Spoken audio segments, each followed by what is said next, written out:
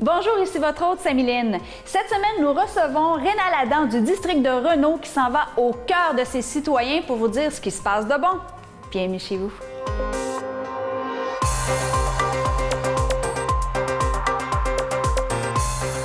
Monsieur Adam, toujours un plaisir de vous avoir à l'émission. Bien, ça me fait plaisir d'être ici avec vous.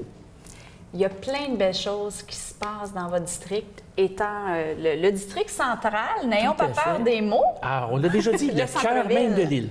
Absolument. Alors, voici, la dernière fois qu'on s'est parlé, j'ai eu l'occasion de vous parler des lieux physiques. Du fait que, justement, le district de Renault, c'est le centre de l'île, c'est le cœur touristique. Mais aujourd'hui, j'aimerais vous amener voir les gens. Et le fil conducteur des organismes qu'on va rencontrer aujourd'hui, c'est le développement social, les futurs Lavallois ou ceux qui viennent d'arriver, comment on les met à contribution dans le développement de notre communauté. C'est ce qu'on va suivre à l'instant. On vous suit, en fait, parce que vous avez été les voir. Vous avez joué aux jeunes reporters. Mais juste avant, je vais vous faire une fleur. Oh! Un cadeau pour moi. Un petit cadeau. Je suis gâtée, moi. Et on va aller visiter les gens qui ont fait ça. Ce n'est qu'un petit aperçu de ce qu'ils font. C'est mignon. Je vois que c'est recyclé. C'est du papier recyclé. Et allons voir Textilart qui fait plus que recycler du papier et des tissus. Textilart, on vous suit. C'est vraiment mignon. Alors, bonjour, nous sommes ce matin chez Textilart, une entreprise de Renault. Je suis avec la directrice générale, Mme Jocelyne Herbic, et on va vous présenter l'organisme qui se présente comme étant recycleur de matières et de personnes. Donc, pouvez-vous nous en dire davantage là-dessus? Oui, finalement, nous, vous savez, on transforme la matière et les gens. Ça veut dire qu'on accueille des gens loin de l'emploi pour leur permettre justement de développer des compétences pour retourner sur le marché du travail. Et pour ce faire, les gens travaillent pour vrai, réellement, dans le sens que c'est une vraie entreprise. On n'est pas un organisme communautaire, on est vraiment une vraie entreprise. L'entreprise veut dire qu'on doit faire finalement de la production, on développe des compétences. On a aussi un département, on a 3 grands départements.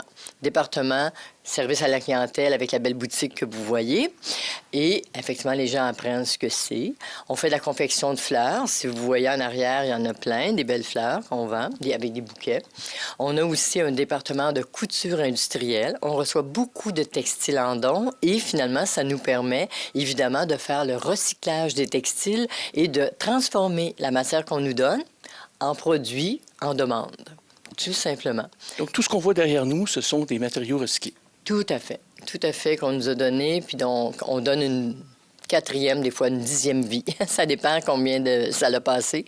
Et le gros aussi de l'entreprise, ça va être dans la coupe de chiffon industriel. On transforme un chandail, un T-shirt en chiffon industriel pour empêcher que ça se retrouve dans les sites d'enfouissement. Dans un premier temps, nous traitons 1 300 000 livres de textiles par année. C'est l'équivalent de 42-45 pieds qui ne vont pas au site d'enfouissement, qu'on leur donne une autre vie.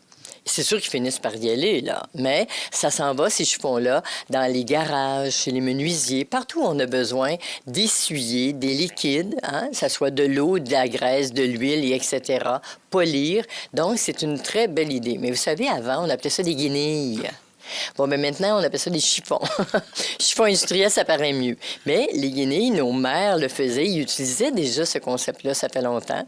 Que ça soit revenu, mais ça fait un bout de temps, je vous dirais, dans le sens qu'on est un sous-traitant pour la compagnie qui existe depuis plus de 60 ans, quand même. Donc, on est un sous-traitant pour eux.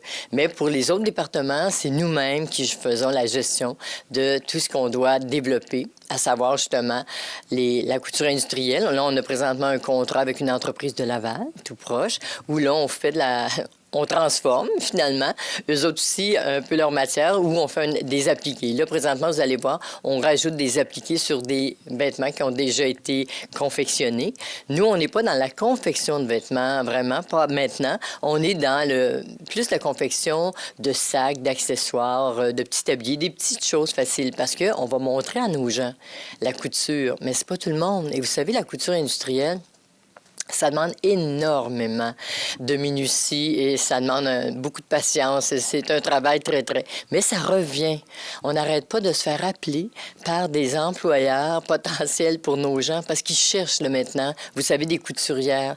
Parce que la couture a tombé, voilà 15 ans au Québec, mais là, on a toujours été reconnu comme le pays où la qualité est innommable, là, dans le sens qu'il la recherche. Fait qu'il recherche et ça revient. Donc, nous, on est après retravailler cet aspect-là, effectivement. Donc, la formation que vous donnez, c'est une formation à la qualité. Oui, tout à fait. Production et qualité. Ça, c'est sûr. Comme dans le vrai marché du travail. Ça, c'est très important. Et aussi, on est un 4e point de dépôt à Laval pour les produits électroniques. Donc, ça, c'est important parce que c'est nouveau. Ça nous fait une année qu'on reçoit finalement tous les beaux vieux produits électroniques désuets. Et effectivement, on est un point de dépôt. Mais malheureusement, on ne les traite pas parce que ça demande vraiment une expertise que nous n'avons pas. Mais de toute façon, on est engagé par l'ARP pour faire le point de dépôt. Fait qu'on reçoit la matière et quand nos contenants sont pleins, bien finalement, l'entreprise qui les traite, ils viennent les chercher, tout simplement. Je crois comprendre que Textila, c'est aussi, outre l'aspect entreprise, vous donnez de la formation en francisation. Oui, mais nous, on appelle ça du français québécois. Donc, les personnes immigrantes. On a plus de 95 de nos participants, ce sont des personnes immigrantes. Et pour les aider à s'intégrer au milieu du travail, on leur offre du français québécois. Mais pour ça, il faut que la personne connaisse, puis soit au niveau 4 du français. Si la personne ne comprend pas le français, elle fait de la francisation, c'est pas nous qui faisons de la francisation. Nous, c'est un plus. Le petit plus, c'est les expressions. Tu sais, vous savez, « Hey, va me chercher le livre dans le fond de la shop! » Pauvre monde, ils comprennent pas, ils ont raison. Mais là, on leur explique, parce que nous, ici, évidemment, on va parler du mot « lift », mais chariot élévateur. Sauf que dans les entreprises, on utilise beaucoup le mot « lift ». Mais en même temps, j'ai une formatrice qui fait le français québécois à 1h30 semaine. Et les gens adorent ça parce que j'ai majoritairement aussi des mamans. Et elles disent « Ah, enfin, je comprends quand mon petit me parle. » Parce qu'un petit qui va à l'école, lui, apprend vite le québécois. Fait que c'est très important. J'ai eu l'occasion d'assister à une activité de la Fête nationale ici même et c'était très, très sympathique d'entendre tout le monde parler le français québécois. Puis effectivement, pour nous remercier, puis l'objectif, c'est pas qu'ils se mettent à parler le québécois, mais ils nous font toujours des petites blagues en nous faisant être des guidines, toutes sortes d'expressions qu'on utilise, pas nécessairement à tous les jours dans tous les bureaux, mais quand on est un Québécois, on comprend le québécois. Mais on trouve ça très important pour eux, mais aussi, ils sont très contents. L'intégration se fait de façon pas mal totale. Oui, une fois cette formation-là donnée. Le plus possible, effectivement. Et vous savez, cette année, on a fait une nouveauté ici pour permettre aux gens, parce que vous savez, les gens qui viennent, ça fait souvent un bout de temps qu'ils n'ont pas travaillé, autant les Québécois que les autres personnes, et pour se remettre en forme, finalement, parce que vu qu'on commence à faire la coupe de chiffon, c'est certain que là, c'est un travail répétitif. Et ça peut te faire mal dans le dos d'être debout toute la journée, faire toujours le même geste. Fait que pour empêcher les gens de se blesser, ce qu'on a décidé de mettre en place, c'est une mise en forme. Donc, le matin, on a utilisé les services d'une ergothérapeute qui est venue valider tous les mouvements que l'on fait pour justement faire des petits étirements et tout ça avec un fond musical. Et c'est une de mes formatrices qui donne la formation. Ça dure 10 minutes à tous les matins. Et effectivement, ça aide, mais en même temps, il y a de la musique, fait que ça part bien le matin. Je peux comprendre que vous avez des activités pour les enfants aussi. Oui, effectivement. On a des ateliers et aussi on est allé plus d'une fois dans les bibliothèques de Ville de Laval. Offrir des ateliers. Entre autres, je vais vous montrer des sacs à franges qu'on appelle. Attendez un petit peu, là. Je n'ai un pas loin. Bon, ils sont pas ici et là-bas, dans l'autre pièce. Et les sacs à franges, finalement, c'est fait à partir d'un T-shirt qu'on a modifié, que l'enfant, finalement, découpe. Évidemment, il faut qu'il soit capable de le faire. Il faut pas qu'il ait 6 ans. Ça prend des ciseaux. Et on va faire des petits nœuds. Et avec les petits nœuds, finalement, il n'y a pas de couture. On va vous montrer ça, vous allez voir, c'est très, très intéressant. On a fait aussi des couronnes de fleurs pour les enfants, les petites filles, mais même les petits garçons peuvent le faire pour donner à la maman ou à sa sœur. On a aussi, évidemment, des petits sacs en en toile, ou les plus petits, là, ils peuvent créer leur propre petit sac en dessinant sur les sacs à toile, en toile. Là. Et les enfants aiment bien ça. C'est vraiment intéressant. C'est très apprécié au niveau des bibliothèques. C'est des activités qui ont lieu, si ma mémoire est bonne, dans le cadre des Journées de la culture chaque année. Je sais pas si c'est... Bien, on en fait plus qu'à ce moment-là.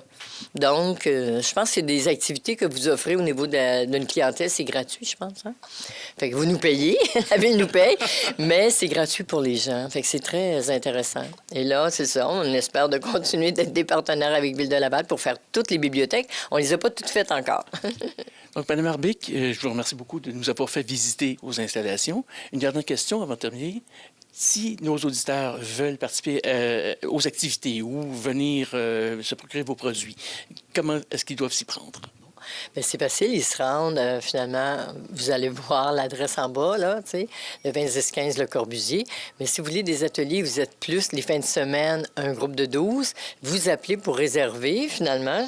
C'est 450-978-1272 et à ce moment-là, on peut vous accueillir. Évidemment, une personne ou deux, la fin de semaine, malheureusement, on n'est pas encore ouvert. Mais si jamais ça se met à rouler pour vrai, oui, on va être ouvert. Mais présentement, 12 et plus, on ouvre pour vous spécialement. Et on peut aussi se déplacer. Si vous êtes une entreprise, vous êtes un organisme, vous êtes finalement une résidence personne âgée, on peut aller faire chez vous des ateliers. Vous allez voir, c'est très apprécié. Fait que merci beaucoup. Merci. On vous attend en grand nombre. Merci. À la prochaine. Oui. C'est merveilleux de voir la passion de ces gens-là à justement faire sûr que tout se passe numéro un. Les nouveaux arrivants sont à ce moment-là bien guidés pour être intégrés ici. Tout à fait. Textila, puis la marque Falacolo, c'est pas mal des organismes chouchous pour moi dans le district de Renault. Je vais les visiter chaque fois que j'en ai l'occasion. Du même sens, je me pose la question, M. Adam, pour les personnes qui sont déjà ici, parce qu'on sait que c'est pas évident de réintégrer le monde du travail quand on a perdu tous points sociaux pour les sans-abri, par exemple. Il y a des places à Laval pour eux. Tout à fait. Elles ne sont juste pas dans le district de Renault, par contre. On peut parler de l'Aviron, qui est dans le district de Concorde, Bois-de-Boulogne, de l'Envolée, qui est davantage dans Sainte-Rose. Pour des gens qui sont en recherche d'emploi, dans le district de Renault, je vais y revenir, il y a Dimension Travail, il y a aussi Perspective Carrière, des organismes de réintégration, de formation professionnelle, de recherche d'emploi, qui font aussi un travail excellent. C'est davantage des organismes régionaux, donc moins liés directement avec les gens qui habitent le district de Renault. Parfait, merci beaucoup. On s'en va tout en musique cette fois-ci. Tout à fait. Je sais que vous êtes chanteuse, vous. Oui, entre autres. Donc, oui, effectivement. Donc, si on parle d'intervention sociale, de musicothérapie, est-ce que ça... Ça touche c'est dans une vos corde. cordes? Ça touche une une corde. corde, oui. Bien, allons voir le carrefour musical de Place Saint-Martin. On y va tout de suite. Je suis actuellement avec Catherine Harrison-Boisvert, coordonnatrice du Carrefour musical, un organisme qui est tout nouveau dans le district de Renault, avec 1 an d'existence, et qui fait de l'intervention sociale axée sur la musique. Catherine, qu'est-ce que ça veut dire exactement, ça?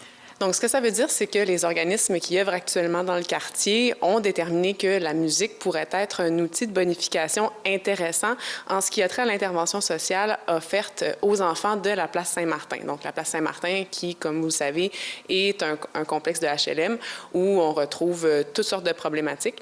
Donc, en fait, la musique peut être un outil qui va permettre aux enfants de s'exprimer, de développer des talents, d'exprimer ce qu'ils peuvent ressentir par rapport à l'école, par rapport à la famille, de vivre, d'expérimenter en fait des réussites. Donc, on est vraiment un projet qui met en valeur la pratique musicale collective, prioritairement pour les enfants de 6 à 12 ans. On travaille également avec les tout-petits dans un programme de musicothérapie éveil musical. Donc, voilà, on a divers projets. On a des cours d'instruments, que ce soit le piano, la guitare, les percussions et la chorale. Et on a aussi des projets parallèles en musicothérapie et en éveil musical. Donc, on a actuellement un projet en partenariat avec l'école Simon-Vanier, qui est également dans le quartier, donc un partenariat de musicothérapie axé sur le développement à l'école, donc la persévérance scolaire, la réussite scolaire auprès des élèves de 2e, 3e cycle. Et on a également un projet de musicothérapie, préparation à la maternelle, en partenariat avec la table de concertation Marigot en forme. Donc là, on travaille avec des enfants âgés entre 3 et 5 ans et on vient leur faire des activités pour développer toutes sortes d'aptitudes qui vont leur servir, en fait, lors de leur entrée à la maternelle, que ce soit sur le plan langagier, moteur, sur le plan social. Et puis, en fait, c'est ça. En ce qui a trait au cours de façon plus générale, mais on considère que la pratique d'un instrument de musique peut développer toutes sortes de compétences, d'aptitudes qui vont faciliter le développement de l'enfant puis qui vont contribuer, en fait, à son développement optimal. Est-ce que les parents participent également? En fait, on a évidemment recours à la collaboration des parents pour encourager, en fait, l'assiduité des enfants. Donc, évidemment, pour que les enfants viennent dans les pratiques instrumentales, pour que les enfants viennent aux cours, aux concerts. Donc, évidemment, on a besoin de la collaboration des parents et on a besoin aussi de leur confiance, en fait, en le carrefour musical pour qu'ils viennent nous porter leurs enfants de façon régulière, de sorte à ce qu'on puisse les faire participer à nos activités. Parlant d'activités, qu'est-ce que vous avez prévu au programme comme activité prochainement? Donc, en fait, en ce moment, on est dans notre programmation d'automne. Donc, on vise évidemment de faire un petit concert à la fin de cette programmation d'automne-là. Un petit concert qui va être très local, en fait, probablement dans le centre communautaire Raymond-Fortin. On vise également un plus gros concert, un concert de plus grande envergure, en fait, d'ici la fin de l'année, en partenariat avec la Ville de Laval, la Caisse des Jardins des Grands Boulevards, ainsi que la Maison des Arts de Laval. Donc, en fait, on vise un concert à plus grand déploiement pour accroître, en fait, le sentiment de fierté de nos élèves et aussi faire connaître la mission du Carrefour musical. Donc, est-ce que le Carrefour musical a des projets de développement à court, à moyen terme? Tout à fait. Donc, en fait, en ce moment, le Carrefour musical n'est pas un organisme, c'est-à-dire qu'on est un projet qui est porté par la Place Saint-Martin et dont le fiduciaire est le Centre de pédiatrie sociale Laval. En ce moment, en fait, on travaille à notre incorporation, donc à devenir un organisme à but non lucratif, ce qui va, en fait, nous ouvrir toutes sortes de portes sur le plan du développement. Donc, c'est vraiment un projet qui est intéressant puis qui va permettre, en fait, de vraiment ancrer le Carrefour musical dans son milieu puis lui donner une portée à plus long terme. Qui peut participer aux activités du Carrefour? Alors, on vise principalement les enfants et les jeunes qui résident à Place Saint-Martin. Donc, quand on parle d'enfants, on parle, c'est ça, du préscolaire, donc 3 à 5 ans, et du primaire, 6 à 12 ans. On a quelques élèves de secondaire 1 qui ont commencé avec nous l'an dernier et qu'on garde. Donc, on espère, à plus long terme, finalement, élargir notre public cible en allant chercher les adolescents, en se créant un bassin qui va revenir sur une base régulière. Et bien, en fait, on ouvre également nos portes au domaine Renault et même un petit peu plus large à Laval. Évidemment, on sait bien que c'est un projet qui est intéressant, qui est rassembleur et qui interpelle beaucoup la collectivité. Donc, on ouvre nos portes au reste, évidemment, du secteur en gardant une priorité sur les enfants de Place Saint-Martin, étant donné que les besoins sont très ciblés et très marqués. Normalement, la pratique de la musique, des cours de musique, c'est dispendieux. Est-ce que c'est le cas pour le Carrefour? Non, exactement. En fait, c'est ce qui fait qu'on est vraiment un projet d'intervention et qu'on veut se rendre accessible aux familles de la Place Saint-Martin. Donc, nos activités sont vraiment offertes à coût minime, vraiment très, très, très symbolique. On se fait un point d'honneur de rendre la pratique musicale accessible parce qu'on considère que c'est pas un privilège, mais plutôt un droit, donc qui doit être rendu accessible au plus grand nombre et qui peut ainsi bien, profiter à tous ceux qui en auraient besoin et qui pourraient se développer à travers cette pratique-là. Et comment est-ce que nos auditeurs peuvent soutenir le Carrefour musical? Et c'est sûr qu'on est toujours ouvert aux dons. En ce moment, justement, les dons doivent passer par le Centre de pédiatrie sociale, comme on est un projet. Donc, c'est sûr que les dons en argent sont toujours les bienvenus. Cependant, si les auditeurs ont des idées de projets, de bénévolat, s'ils ont des dons en instruments ou en tout autre matériel qu'ils pourraient nous offrir, bien, c'est sûr qu'on sera toujours disponible à cet égard-là. Et si c'est le cas, comment est-ce qu'on peut vous contacter? Alors, on peut nous contacter par téléphone au 514-210-8589 ou encore par courriel à l'adresse carrefourmusical@cpslaval.org. Catherine Harrison-Boisvert, merci beaucoup. Ça fait plaisir. C'est quand même assez le fun. Faut le mentionner. Tout à fait. Ça donne l'occasion aux jeunes de s'exprimer librement, puis finalement de ne pas trop s'écarter du droit chemin. Absolument. Donc, on répète, vous faites vivre l'entreprise par votre générosité. Gênez-vous pas, soyez généreux. Regardez les résultats. Exactement. Il n'y a pas de mal à faire du bien à l'ensemble de sa communauté. Maintenant, on passe de la musique au pédiatre. Bien, en fait, on ne s'écarte pas trop parce que les deux organismes, le Carrefour musical et le Centre de pédiatrie sociale, fonctionnent en complémentarité. C'est une démarche d'intervention qui se fait vraiment dans le but d'optimiser toutes les ressources. Et en fait, le Carrefour musical, qu'on vient juste de voir, a engagé une intervenante sociale, Julia Reyes, pour desservir les jeunes qui fréquentent le Centre de pédiatrie sociale dans le but d'une démarche tout à fait optimisée. Donc, si je vous mentionne le docteur Julien à Montréal, vous savez de qui je parle. Absolument. Vous connaissez son travail, l'œuvre qu'il fait dans les milieux défavorisés comme Hochelaga-Maisonneuve. Eh bien, le Centre de pédiatrie sociale de Laval s'inscrit dans la même démarche d'intervention à l'échelle de la communauté. Ça fait partie du réseau du Dr Julien, exactement. On dit en Afrique que ça prend tout un village pour élever un enfant. Bien, à Laval, à Alpes-Saint-Martin, le village en question, c'est vraiment le Centre de pédiatrie sociale. Et je vous invite à voir le travail tout à fait recommandable et louable qu'il fait auprès des jeunes de la communauté. Allons voir ça ensemble. Allons-y. Je suis actuellement avec Mylène Dubois, directrice générale du Centre de pédiatrie sociale de Laval. On dit généralement, dans les proverbes africains, en tout cas, on dit que ça prend tout un village pour élever les enfants. Dans le village de Place-Saint-Martin, le Centre de pédiatrie sociale est un gros élément de cette communauté qui élève les enfants. Tout ça autour du concept de pédiatrie sociale. Madame Dubois, qu'est-ce que c'est exactement la pédiatrie sociale? La pédiatrie sociale, en fait, c'est agir autrement avec les enfants, aller rejoindre les enfants plus vulnérables en alliant à la fois la médecine, le travail social, la psychoéducation, réunir tous les acteurs qui peuvent agir sur le développement d'un enfant. C'est souvent des enfants qui n'iraient pas dans le système de santé régulier, qui sont parfois, ce qu'on pourrait dire, tombés entre deux chaises.